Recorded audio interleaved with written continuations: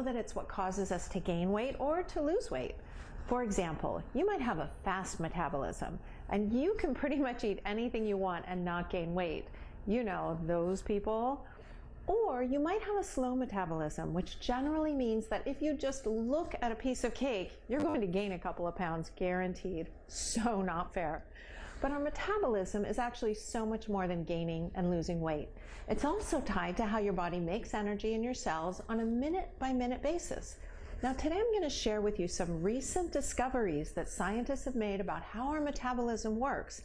And if you're currently struggling with a metabolic disease like cancer, diabetes, or chronic fatigue, this information can absolutely change your health, and it might even save your life.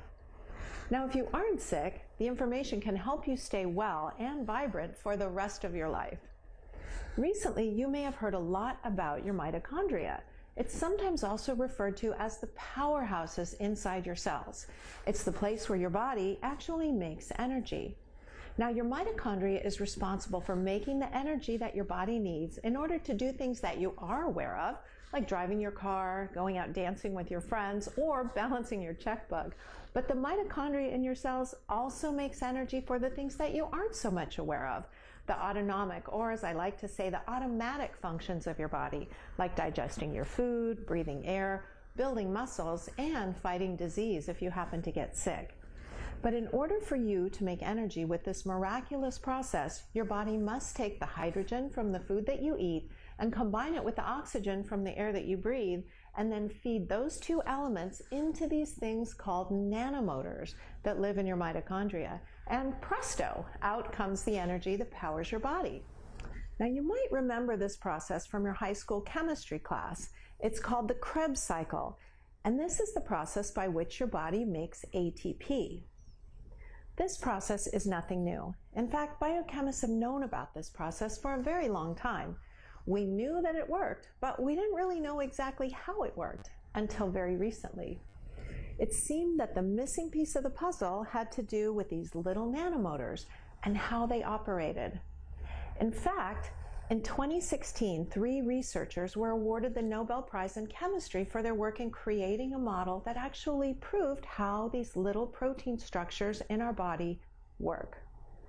As a result, we are able to understand much more about this metabolic process and its relationship to our health and its relationship to the disease process in our body. The scientists at the Center for Deuterium Depletion have been studying this metabolic process for more than 20 years. And they've recently made some groundbreaking discoveries related to how this process is linked to serious diseases like cancer, chronic fatigue, diabetes, and others. But they've also discovered how this process can actually enhance athletic performance and, surprisingly enough, can even turn back the clock on aging. Sounds pretty amazing, right?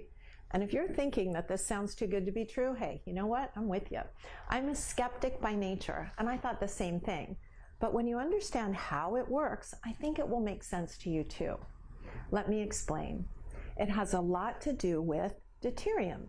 Deuterium is a substance found in nature. Now, it's relatively rare, but in recent years, scientists are noticing that exposure levels are going up and up and up as a result of conditions in our current environment.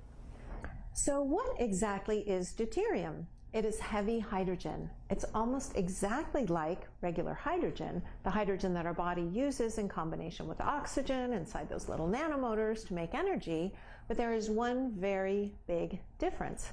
Hydrogen only has a proton in the nucleus, whereas deuterium has a neutron and a proton in the nucleus. And what this means is that it is twice as heavy and twice as large as normal hydrogen.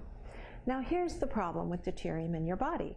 It looks so similar to normal hydrogen that your little nanomotors are fooled into thinking that it's regular hydrogen until it gets stuck in the nanomotor. That's right, it's too big to pass through, so it breaks those delicate little motors that are made of proteins and renders them totally useless, unable to produce energy forevermore. But there's more bad news.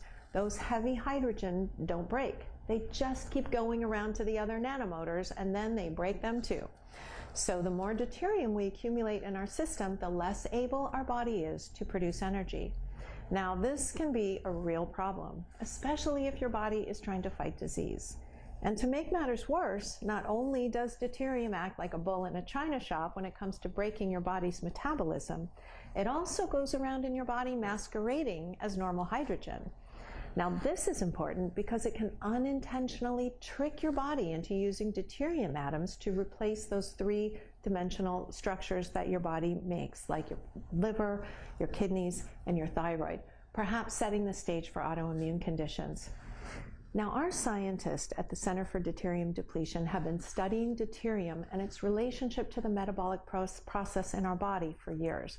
They've discovered the devastating consequences that deuterium can have on the body, and they've also developed methods to test and reduce high levels of deuterium in your body so we can eliminate the risk of deuterium doing damage to your system. And there is good news. Our scientists have also discovered that once your deuterium levels reach below 130 parts per million, your body seems to take over and be able to actually naturally deplete deuterium on its own.